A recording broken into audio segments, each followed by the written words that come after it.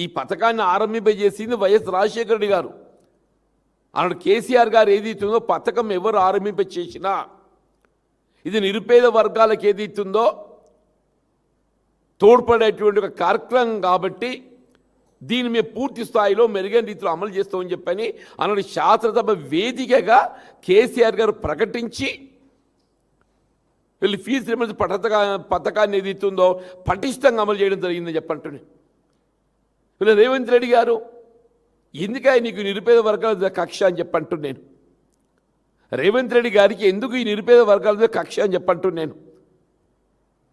వాళ్ళకి రాజ్యాంగం కల్పించిన హక్కు కాదా? ఇది రాజ్యాంగ నిబంధనలు పాటించడం నీ బాధ్యత కాదా? రాజ్యాంగ నిబంధనల్లో వీళ్ళ విద్య వైద్యం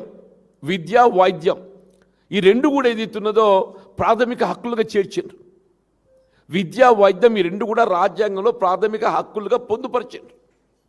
కాబట్టి ఏదైతుందో విద్య పట్ల ఏదైతుందో నిరుపేద వర్గాలు భేదభావాలు గురి కాకూడదు అనేటువంటి ఒక తలంపుతోని ఉన్నత వర్గాలతో సమానంగా బోధన సదుపాయాలు పొందే విధంగా ఫీజు రీయింబర్స్మెంట్ పథకాన్ని ప్రవేశపెట్టడం, అది వీళ్ళు నిన్నటి వరకు రాష్ట్రంలో రేవంత్ రెడ్డి గారి పాలన ఆరంభమయ్యేంత వరకు